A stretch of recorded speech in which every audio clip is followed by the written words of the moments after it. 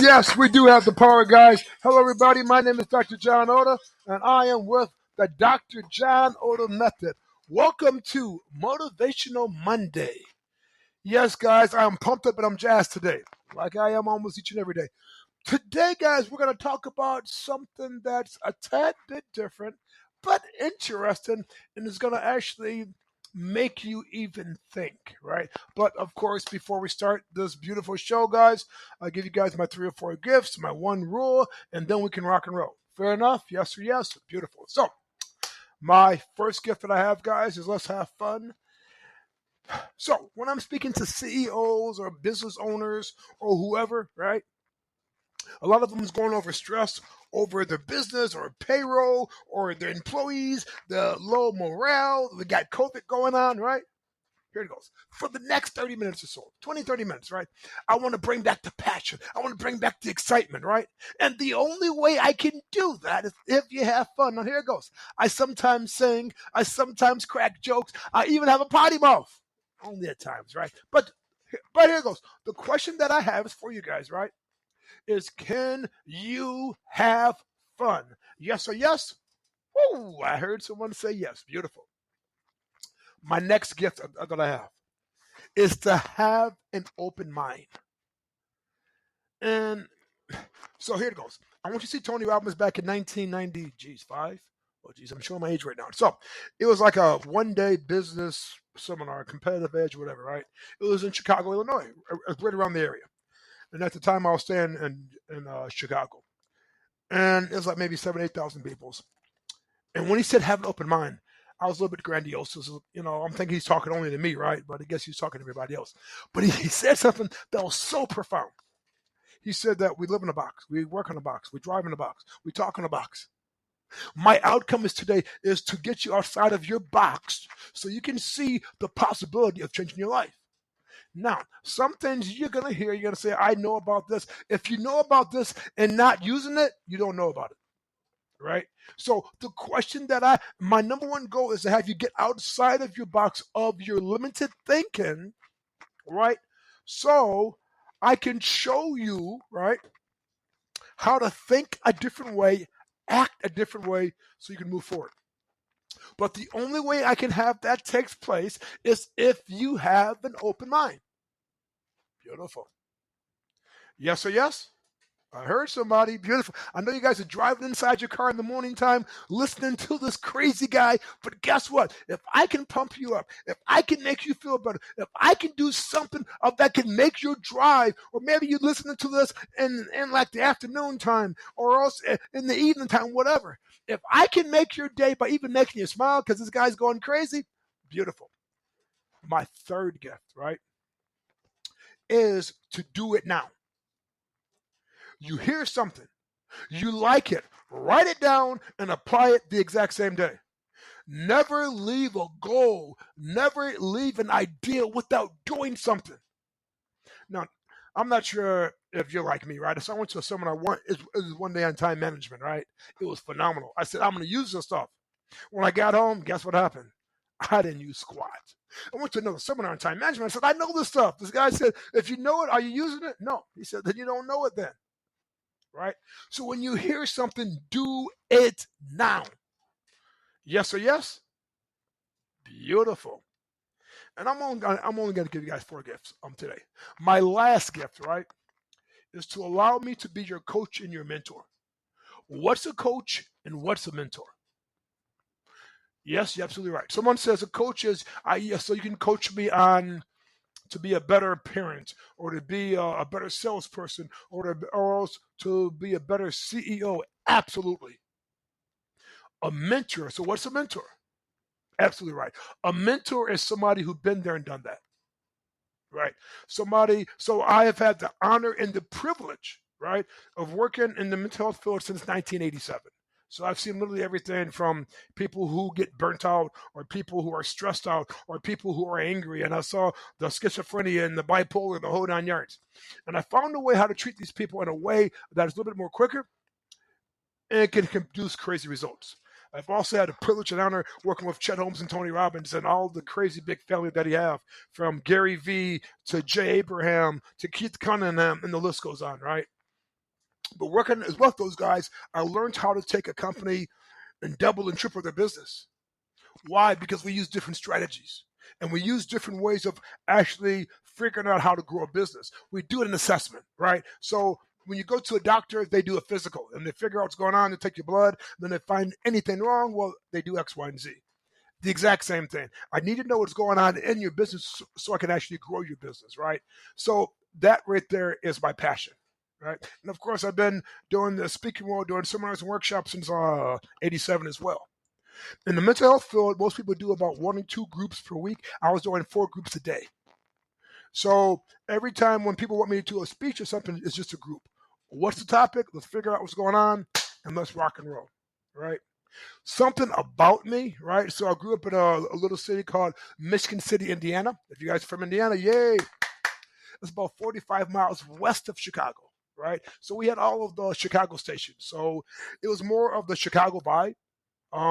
Growing up in Michigan City was a phenomenal thing. I come from 8 of 10, so I'm the baby boy out of 8, and I have 2 younger sisters, so it's 10 of us. Age range, I'm not going to tell you because my siblings would kill me, so I won't go there. But growing up, I had a severe stuttering problem, and I had the low self-esteem, the no confidence, the whole 9 yards.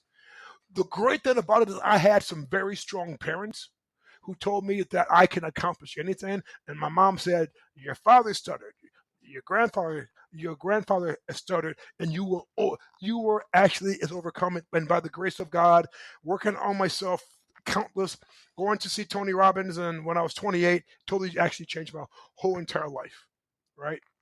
And then I started doing business coaching, and I consider myself being an ultimate business growth strategist. The reason why is I can work with people with mental health. I did a clinical since 1987, right?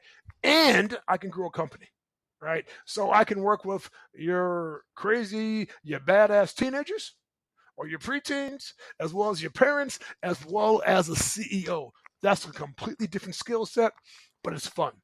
So that is my story, right? So today, what we're going to talk about, right? So this past week, we had Easter, right? And I know a lot of you guys celebrate Easter. Some of you guys don't. And the ones who don't, guys, just play along with me and hear my theory and then my concepts, right? Remember, have this open mind. So I was looking through Easter, right? And it was when Jesus rose up from the dead and XYZ. He took 40 days.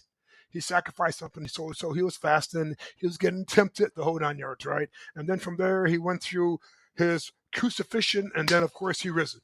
Okay, most people know the story. The ones who don't, who's not inside the Bible, you'll learn something from this. Here was my concept I had throughout the last week. Okay.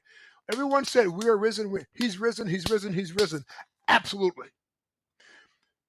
They also said that, okay, my whole theory is, right, okay, if we are one, if we're one with God and God is everything, right, then what areas in our life that is dead? And we need to have it risen. So it could be your finances, it could be your relationship, it could be your problems with your teenagers, it could be your job, your business, right? What areas in your life of that is dead that you want it to be alive again? And what are you doing to make that happen? Right? So if you take a look at Jesus, he spent 40 days fasting, right? So just say, I worked with a client about a couple months ago, and him and his wife was married for about 10 years, and he was addicted to porn. And he was doing porn 5 times per day. And then, of course, they were trying to have an intimate relationship, which really was a challenging thing, right? But to do all that stuff, I said, okay, here's what we're going to do. So if you're doing it 5 days, 5 times per day, we're going to drop down to 4 times a day. And every week we try to reduce it down. And of course, I was giving him some strategies to make that happen, right? And he done that in a period of 6 weeks. After 6 weeks, he was not totally done, but he went from 5 to 1, and then it was 1 every other day, right? But he made that improvement. He made that sacrifice to get his outcome, right? So his relationship was dead, and he wanted to make it alive. Here's the question that I have is for you guys, right? What area in your life is dead? Meaning that it could be your relationship. You might be going through a divorce right now. It could be working with your kids and you guys are not as related. It could be your business and the morale is shot. It could be your sales process and you guys have a great products and services, but it's not doing at the level that it should be doing, right?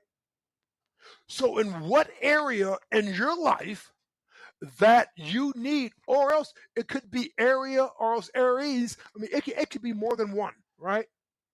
What do you have to improve in your life? And I think for me, I read the Bible. I believe in God. So that is, but I take the Bible and I break it apart. Right? So the Bible is based on the Bible greats. We got the Bible greats with David and Joseph and Solomon and the whole 9 yards, right? And as you know, inside the Bible and everything else, right? It's all about your mindset. So if you're in a higher vibration, right? Like love and passion and the whole 9 yards, right? You're going to create your miracles. When you're in a lower vibration, like stress, worry, right? And anger, you're in slavery. Okay, are you following me? So the concept is to model what you see that is outstanding so you can produce the exact same results. Does that make sense? So here is the $1 million question for you guys, right? What area in your life is dead? And here it goes. If you're going to be honest with yourself, you have to have at least one or maybe even a half of one. What are you doing right now to close that gap? And what is your outcome to be? So I'll give you a great example. If it's in business and your sales right now is at $500,000, your outcome is to do $2 million at the end of the year, right? He's working with me, so he's a little bit crazy. Beautiful. What are you going to give up? Maybe he might want to give up because he might have a complaining problem. He might complain and he might gripe about the economy. He might gripe about there's no business taking place. He might speak negative stuff inside existence. Maybe he's going to reduce that or stop that in the next 40 days or the next 6 weeks, right? So then he can get his outcome. Because in order to get your goal in life, you have to give up something. For example, you work a 9-to-5 job and you want to open up your own business and you say, John, I have no time. And my question is, what are you doing from 8 p.m. to 2 a.m.? That's the time to work on your business. That's the time you might want to give up some sleeping hours or X, Y, and Z, but you can still work on your business. We still have to take a sacrifice to get what we want in life, right? When I was looking at Easter, what Jesus done, he took a sacrifice to carry our sins so he could move forward to that next level. If we take it in a smaller role, what areas in our life that we have to work on and close those gaps so we can produce the exact same results? Does that make sense to everybody? Right? So I grew up Catholic, right? So it's 10 of us. We're from Indiana, right? And in the Catholic faith, we had to give up. So we're taught Lent as a kid. So they said we need to give up like candy or whatever, right? We give up candy for 40 days. Day 41, I'm back eating candy, right? They never said, or else I didn't hear them say, right? We're going to give up something to get something to be better. Maybe you're giving up candy because you're diabetic because you want to lose some weight. Okay, great. And the outcome is to move forward. If you can do it for 40, you can do it for 40 more, and for 40 more, and for 40 more, right? What areas in your life do you want to